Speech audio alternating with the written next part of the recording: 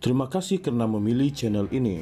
Sebelum kita mulakan video ini, sila pertimbangkan untuk menekan butang like, share, dan subscribe, dan aktifkan butang lonceng Anda agar Anda sentiasa mendapat info-info percuma pada setiap hari dari channel kami. Dan tinggalkan komen Anda karena komen Anda amatlah dihargai. Terima kasih. Parti Sosialis Malaysia dan Swaram memuji Perdana Menteri Anwar Ibrahim kerana mempertahankan hak orang ramai untuk mengadakan perhimpunan aman di hadapan Parlimen. Dalam satu kenyataan, Timbalan Pengerusi PSM SR Tuchel Van berkata mereka berharap dengan keputusan Perdana Menteri itu, polis tidak lagi akan menghalang penunjuk perasaan daripada berkumpul di tepi jalan menuju ke Parlimen. Sejak kebelakangan ini, polis telah menghalang perhimpunan di hadapan pintu Parlimen dan telah memaksa berkumpul di kawasan bertentangan dengan jalan menuju ke Parlimen. Kami sering diberitahu oleh polis ini adalah permintaan pihak berkuasa Parlimen. Kami berharap dengan pengumuman jurucakap PM ini akan berakhir. Demokrasi yang sehat ialah apabila demokrasi hidup di dalam dan di luar Parlimen, katanya. Semalam jurucakap kerajaan Fahmi Fadzil memberitahu sidang media bahawa Anwar menolak cadangan untuk memindahkan perhimpunan aman dari hadapan Parlimen ke Padang Merbok. Cadangan itu dibuat semasa mesyuarat kabinet semalam dan dibuat berikutan kekecohan di luar Parlimen pada 13 Ogos apabila polis menghalang sekumpulan penunjuk perasaan daripada menuju ke pintu utama. Ia menyaksikan pergelutan antara penunjuk perasaan dan polis dan mengakibatkan Arut Chelvan jatuh ke tanah dan seorang pegawai polis cedera. Sementara itu, pengarah eksekutif Swaram Azura Nasron berkata pendirian Perdana Menteri mengukuhkan kepentingan akses awam kepada institusi kuasa. Bagaimanapun, dia turut membangkitkan kebimbangan dengan penekanan Anwar terhadap keutamaan aspek keselamatan dan kawalan lalu lintas.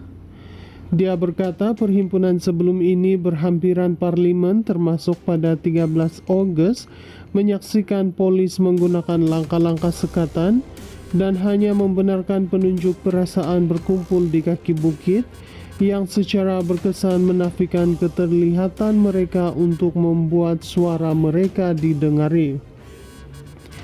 Gangguan lalu lintas diiktiraf di peringkat antarabangsa sebagai akibat biasa, malah tidak dapat dielakkan akibat perhimpunan berhampiran institusi politik. Ambang untuk menyekat perhimpunan kerana lalu lintas adalah hanya apabila kesesakan mewujudkan risiko yang jelas kepada keselamatan awam atau apabila gangguan tidak seimbang dengan tujuan protes, sekatan boleh dibenarkan. Menyekat akses ke pintu Parlimen atau mengalihkan semua protes ke kaki bukit jelas gagal dalam syarat ini. Tanggungjawab negara adalah untuk secara aktif memudahkan dan membolehkan perhimpunan dalam jarak yang bermakna dengan sasaran mereka, bukan untuk mengenepikan hak untuk berhimpun bagi kemudahan lalu lintas atau penyelarasan birokrasi, katanya. Azura menggesa Kementerian Dalam Negeri dan Polis menyemak semula protokol penguatkuasaan mereka bagi mencerminkan pendirian yang diambil oleh Perdana Menteri dan memastikan perhimpunan dipermudahkan melalui langkah yang wajar. Parti Sosialis Malaysia dan Swaram memuji Perdana Menteri Anwar Ibrahim kerana mempertahankan hak orang ramai untuk mengadakan perhimpunan aman di hadapan Parlimen.